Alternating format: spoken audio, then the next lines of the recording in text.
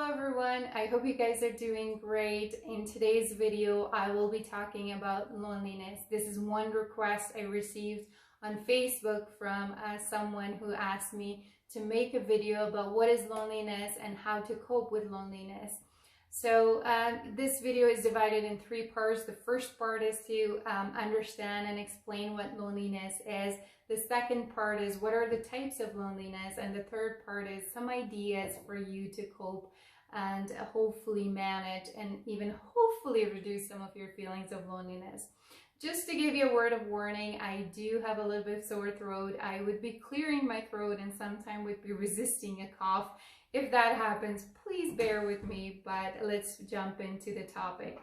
Loneliness, unfortunately, is a problem, and the reason it's problematic is because it is connected to the physical illness, mental illness, and some overall human functioning, such as having a social life, personal life, and work life.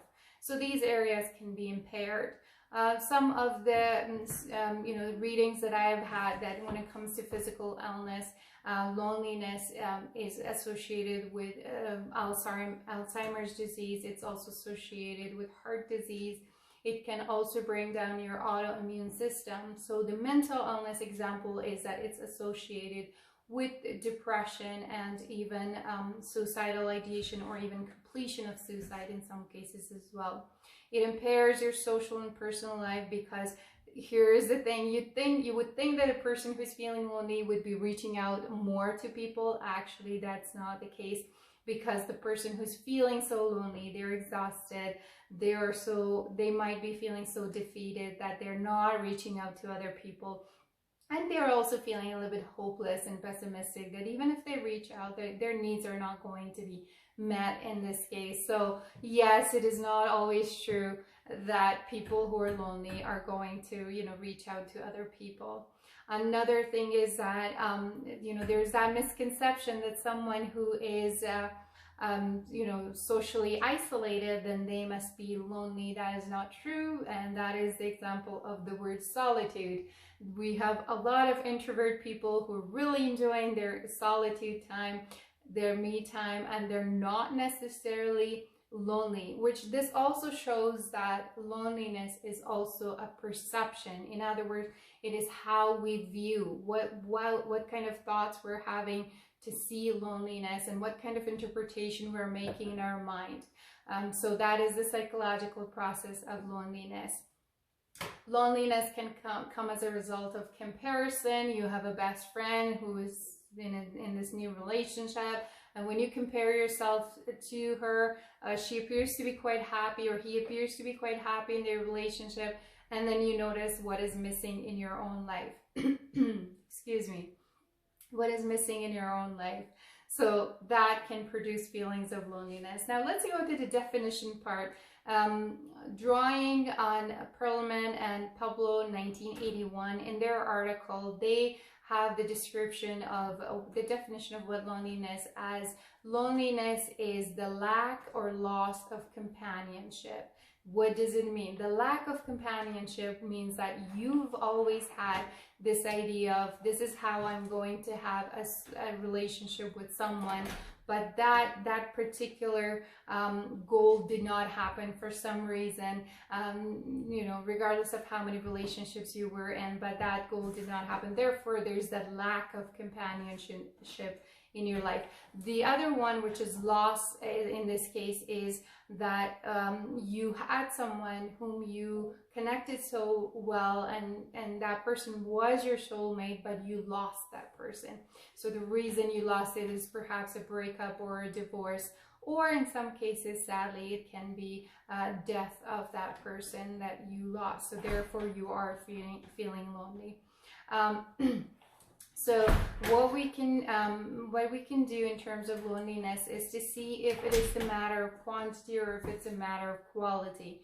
Well, let's clarify that. Sometimes you have 10, 12 friends, but you're sharing this much of yourself with those friends, and there's a whole chunk of you that is not shared with that friend, and you keep that inside, and it's not, you feel like, these relationships is not enough. So in that case, we have problem of quality, even though the quantity of your friends is 10, 12, 20, but you are just sharing one piece of you and the rest of you remain hidden, and therefore you feel disconnected and lonely. The example of quantity problem would be that you found a good quality relationship, but you only have one friend. That certainly happened to me.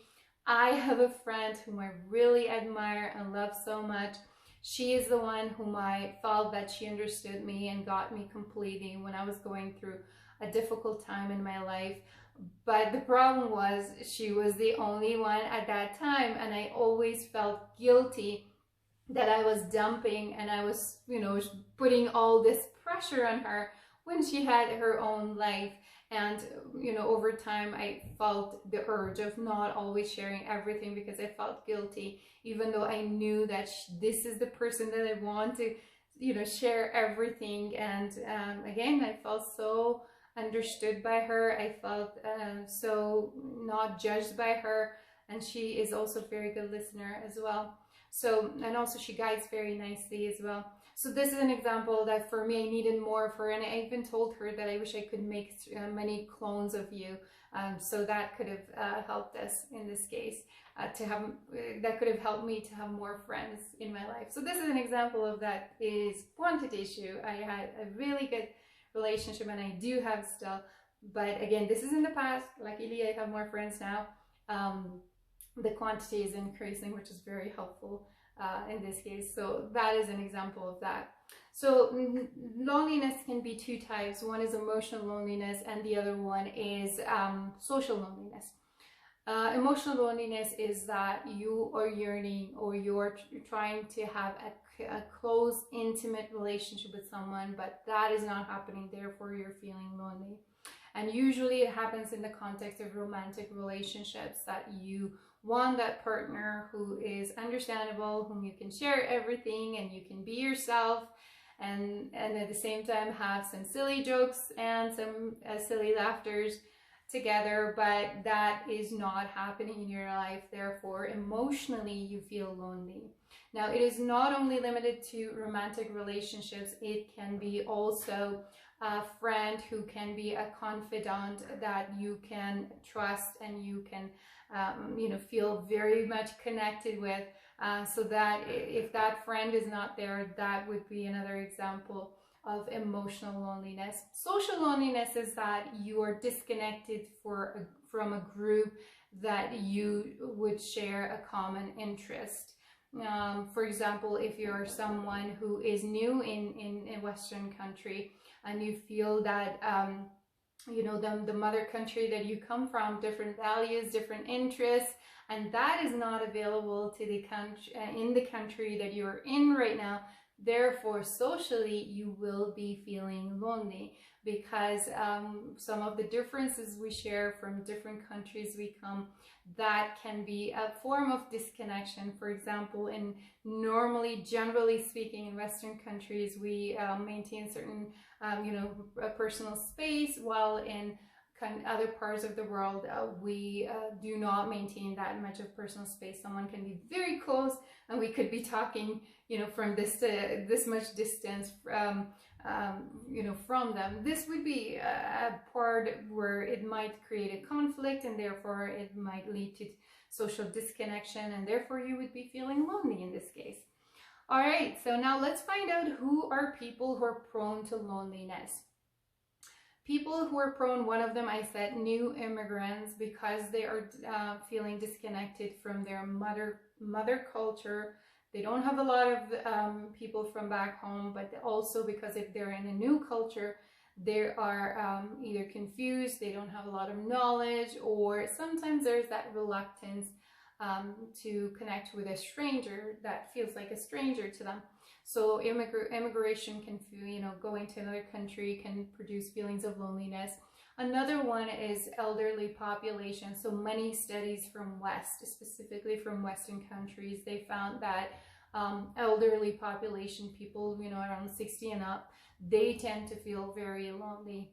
And part of that is because they live alone, and they are retired, and they're adult children. They do not have a lot of time to spend with them. So in this case, elderly population are more prone to the feelings of loneliness. The other example is that you're a child and you're in this school, and there's a group of children who are bullying you, and you feel helpless, you feel very lonely, and this might be a very painful experience for you. So therefore, it's understandable why that child who is being bullied would be feeling so lonely and helpless in this case, in this situation. So that can happen. Another example is adolescence. Is around age 10, 12, 13, children are transitioning into adolescence, and I think most studies that I remember found that it's mostly adolescent girls who go through feelings of loneliness, and they do so by either being misunderstood by their peers or parents. In this case, usually it's parents that they feel that parents do not understand them, they don't listen to them, they are still being treated as a child when they themselves do not think they're anymore a child. They want freedom. So those type of conflict seems to be producing feelings of loneliness in female adolescents.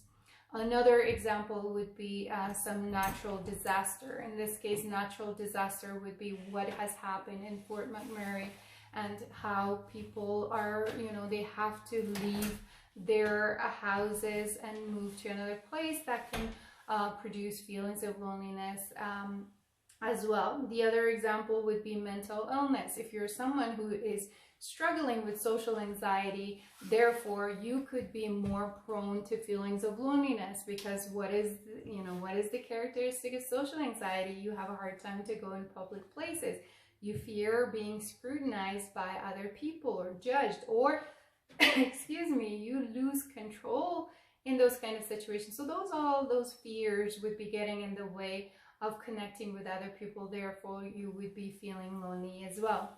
The other example probably would be having a disease or or not being mobile person. For example, you're someone in wheelchair. When in wheelchair, I can't speak properly.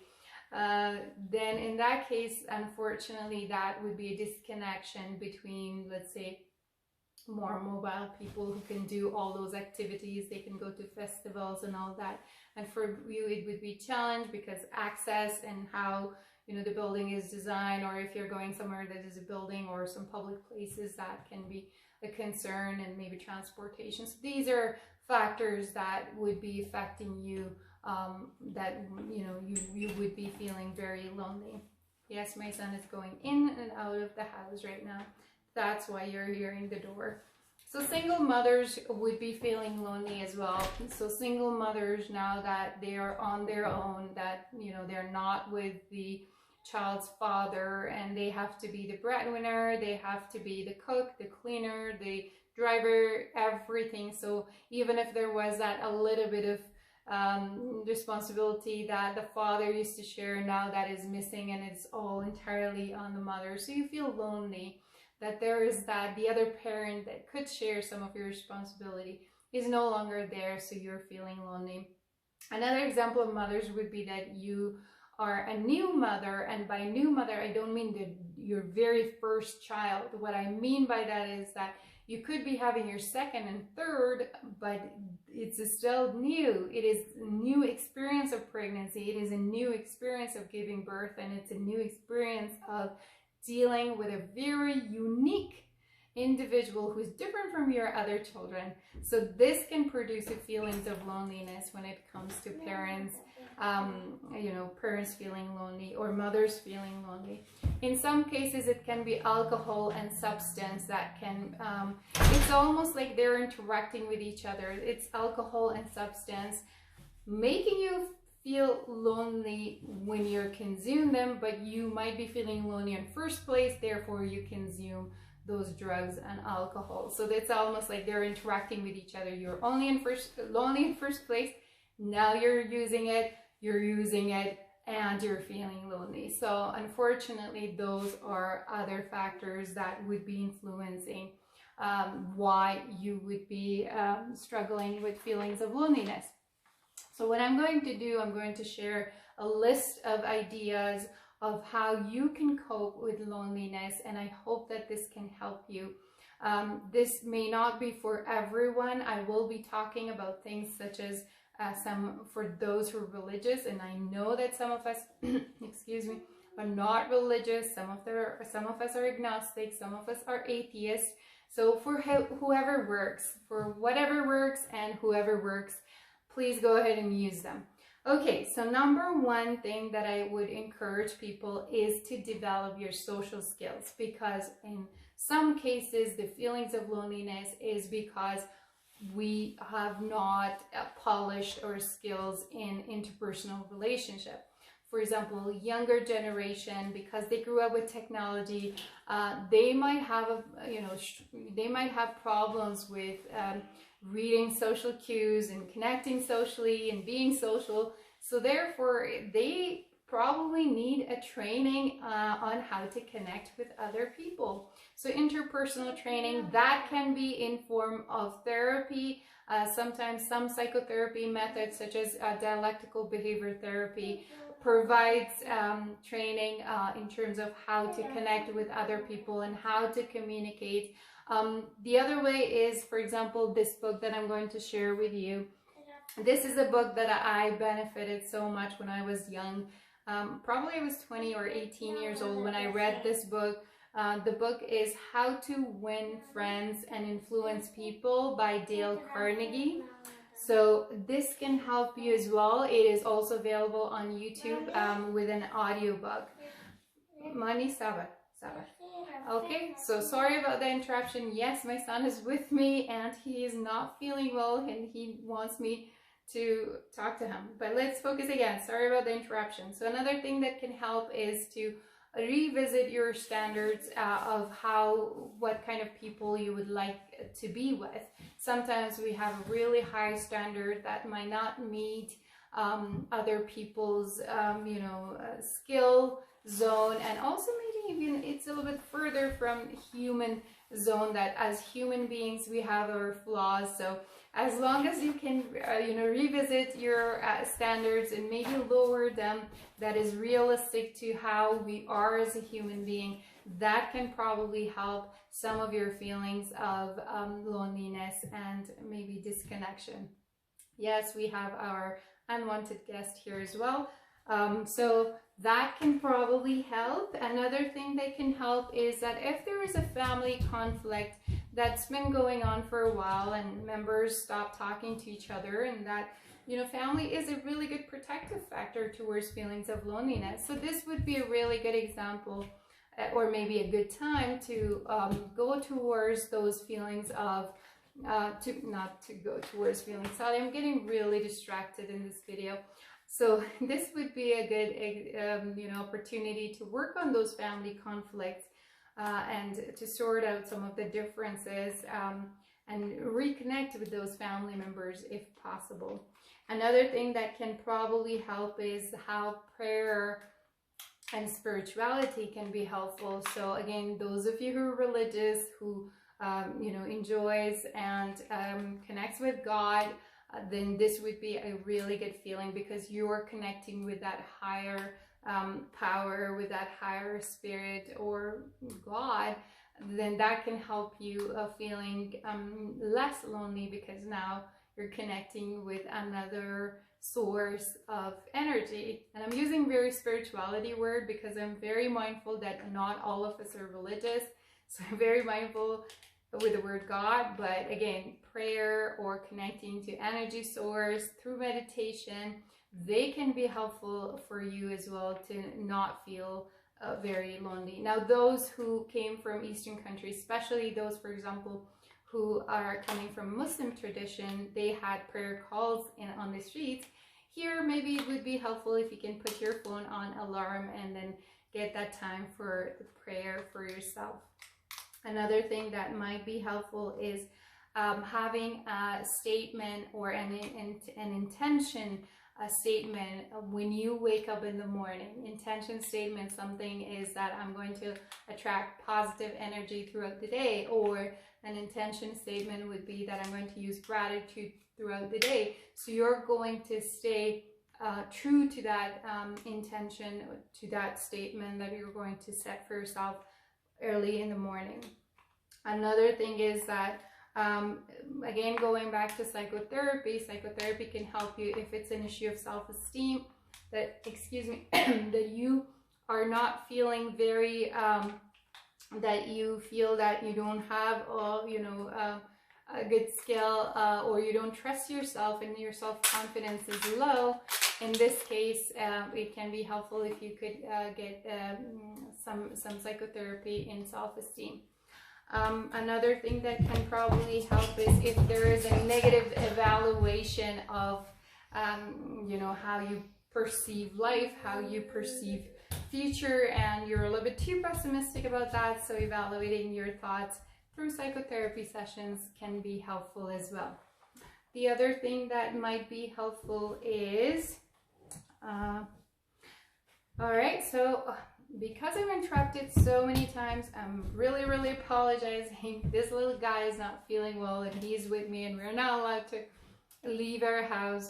So I'm going to just quickly give you a wrap up. Number one thing that I would encourage you is to improve on your social skills. You can do that through psychotherapy. Dialectical behavior therapy does give you interpersonal skills training, or you can do it through this book that I mentioned, How to Win Friends and Influence People by Dale Carnegie. That can be helpful. Number two, some openness towards situations that you can bring some of your standards a little bit lower, maybe it's a little bit further from reality, and make it more adjustable to reality. Another technique is if you can use prayer or meditation to connect to the higher source, God, then that can reduce feelings of your loneliness. Another one is, again, the positive outlook of making a mission statement or intention statement every morning and staying true to that throughout the day. And the last piece is that psychotherapy, if you are someone who has difficulty being assertive, and you're someone who feels their self-esteem is low, therefore social connections are hard for you, or personal connections, then you can work on them. All right, thank you so much for your time. Thank you so much for spending this time with me, and thank you so much for being patient while my son interrupting us a few times throughout this video, and my scratchy throat as well. So I will see you guys in the next video. Have a great day and take care.